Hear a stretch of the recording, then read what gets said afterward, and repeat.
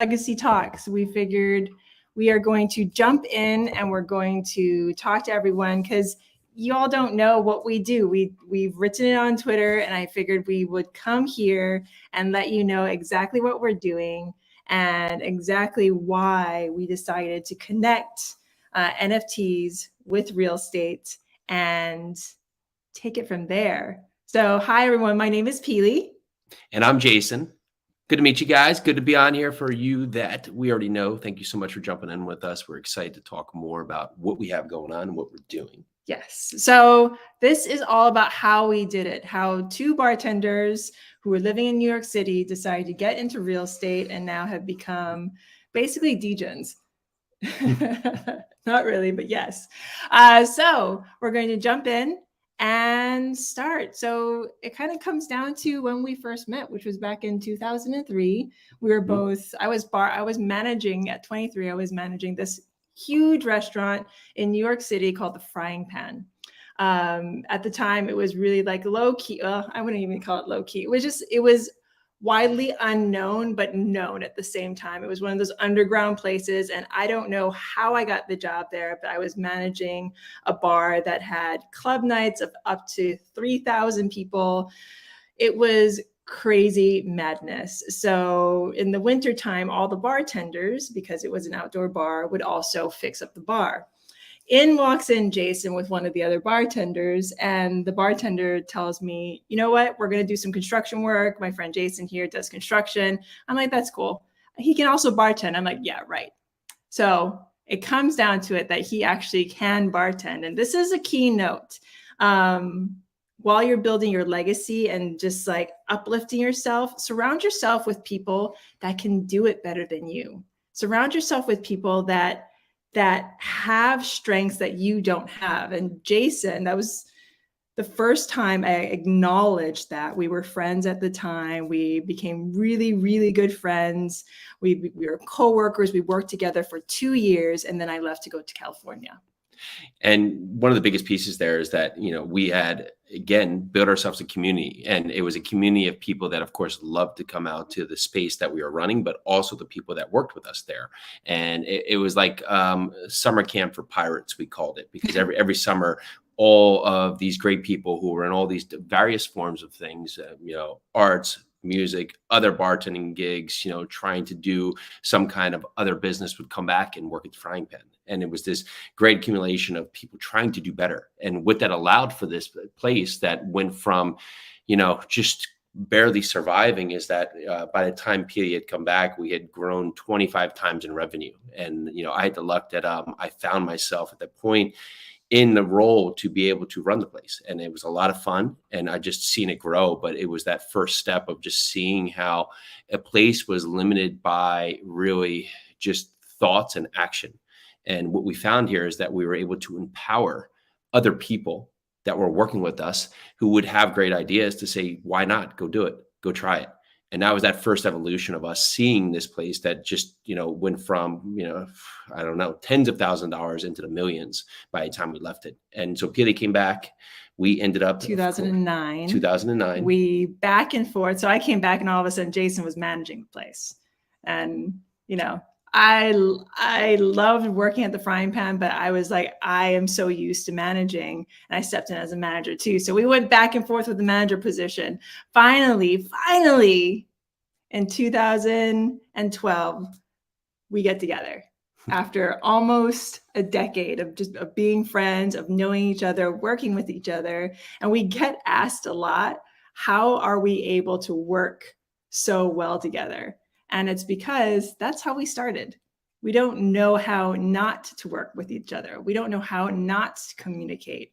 So when starting off partnerships, and I'll just say a little note about this, when starting off partnerships, start with that relationship first, start with that communication. I know you hear this a lot, but that communication is key. Start from a place of working together. Yes, there's love. Yes, there's synchronicity. There's all of that. But if you can't communicate and you can't work together to build a legacy, to build a life, then really you should work on that. So that's what I'm going to say about partnerships and marriage right now. So We get And together. we get together, and that actually speaks to real estate too, because the investments we do today, they could be 3, 5, 7, 10 years, and we want to really make sure that the investors align, right? We want them to, of course, like working with us in the same part, because this is not a short-term thing. This is not we're in, out 2, 3, 4 months. We want to make sure that they're clear on the vision, and we're clear on their goals, so we can make sure that's a hand-in-hand partnership here. And some of the missteps that you can have in partnerships is just assuming because you're friends or it's family or other points that ultimately that it's going to be perfect. Well, typically the things that keep that from working very well are two parts. One, it keeps you from having a hard conversation up first to actually ask what the other person wants.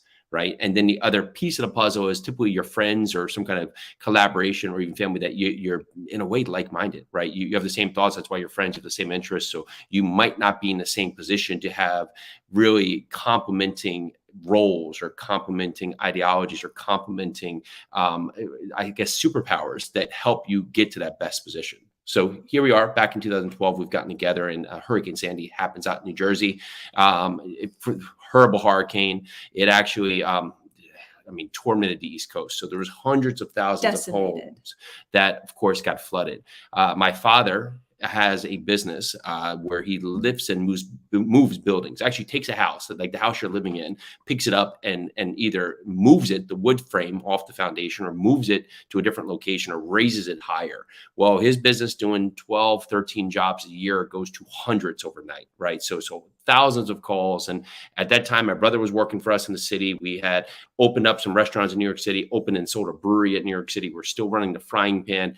And we made the choice where things were good again, but it wasn't exactly what we want. Peely and I, we knew we wanted to start a family, and with starting a family, of course, you don't want to be working to 6 a.m., 5 a.m., 3 a.m., 2 a.m. We wanted to control the narrative. So we decided to go out there and help Dad to take control of his business and really help grow this. And for the course of the next 6, 7 years, we helped Dad scale his business up to where we were doing 300 of these a year and had done a couple thousand by the time that we stepped out of it. So it was this one key pinnacle moment where we were able to go out there and help him just take it to that next level.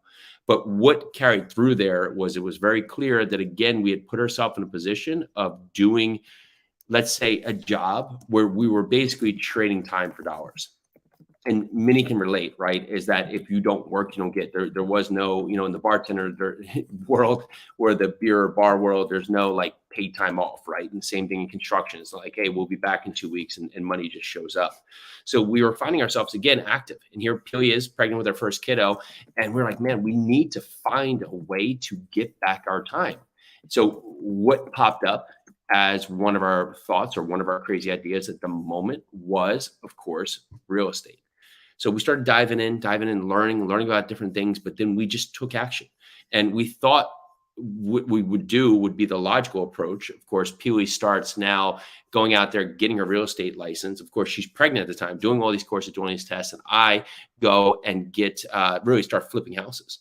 And that was that first piece. But what we realized is we're still helping Dad doing the construction. And here we are now adding busy to already busy.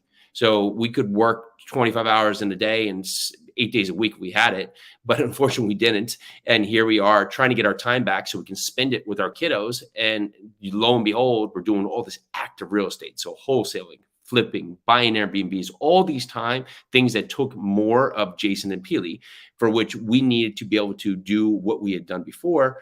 And that was help to build a team, empower others.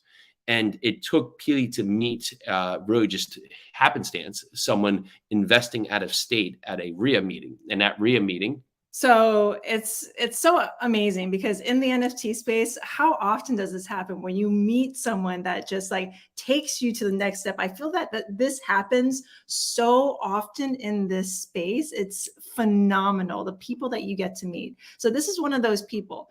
I met him at a RIA meeting, a real estate like investment club meeting, and he talked. I talk to everybody about what I'm doing. I'm flipping, like Jason and I are flipping, we're wholesaling, we're doing like a couple of really, like I think we had like one small rental at the time. We were just like diving into a whole bunch of different things. And he was like, Peely, you have to check out this thing called turnkey investments. I was like, that doesn't sound like what we do, because Jason and I like to pick up that hammer. We like to do it all ourselves.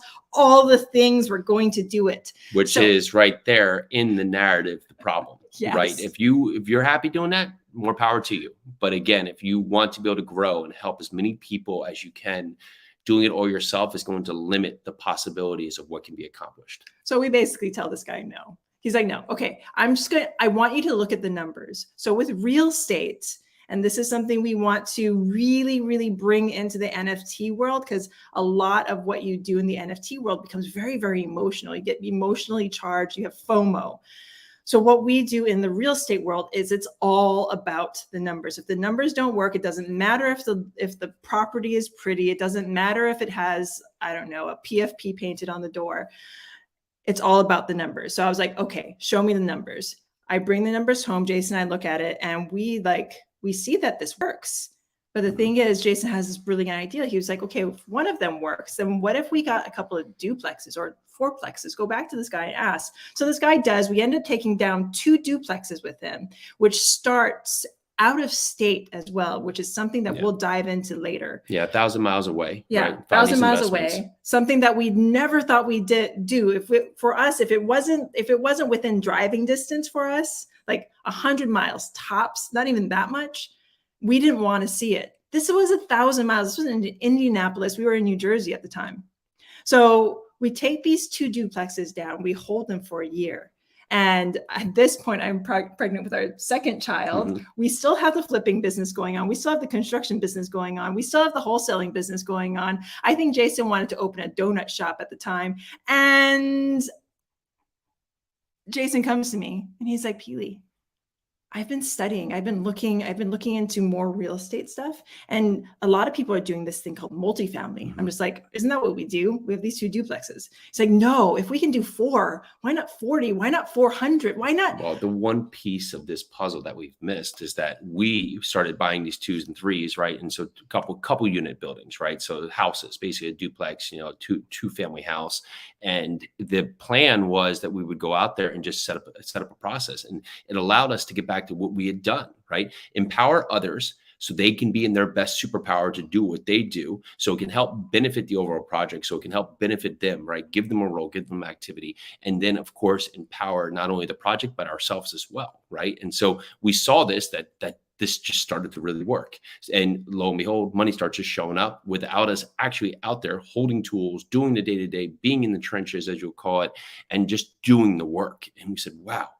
But what you understand and see from there, and let's not say that we had this logical approach going out, right? Right now, we have a very detailed way of how we assess going into a certain investing market. But at the time, our investing was, I went out there to assess the market, and I was like, well, the mailman's living on the street, right? And so like things like that were like good outliers, like, oh, there's a manufacturer right down the street, so there's jobs, right? Just looking at things like that your gut can tell you, like, because sometimes the analysis paralysis are real, but you have to take action. So we would just go out there and try and then learn. And so with that, we started looking at this and saying, well, this is working, but it wasn't ever going to get to that part of just being able to help tons of people, because 2 at a time, 3 at a time, although yes, it's working, was going to be organized or unorganized chaos, or just not have the economy scale factor. And that's what led me into seeing other people do large multifamily. And with large multifamily, I was like, wow, you can go there and now buy a 20 unit, a 50 unit, 100 unit building. And that building, you can start treating like a business. Now go back and forth again to our restaurant days. We saw that, with 2 or a 10 unit restaurant, you were exposed just to have it. You just had no economies of scale. You were very limited because your overhead, right? Your rent, your utilities, all these things were on top of you, and you couldn't really hire that staff. So you were still working with it. But at the bar that we took 25 times in revenue, we ended up having a couple hundred employees by the end. And the reason we had that is because they all had been empowered to do roles, right?